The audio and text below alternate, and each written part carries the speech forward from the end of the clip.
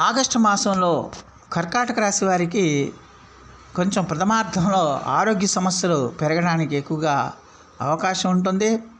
అలాగే మీ తండ్రితోనూ బంధుమిత్రులతోనూ కూడా అభిప్రాయ భేదాలు రావడానికి ఎక్కువగా అవకాశాలు ఉంటాయి.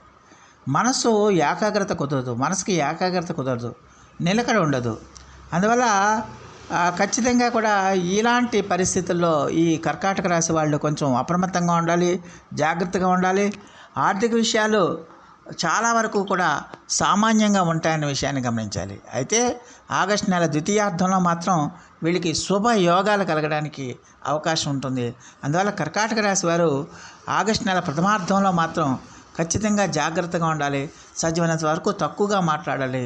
తండ్రితో కానీ లేకపోతే బంధుమిత్రులతో కానీ ఎంత తక్కువగా మాట్లాడితే అంత మంచిదన్న విషయాన్ని గమనించాల్సిన అవసరం ఉంటుంది.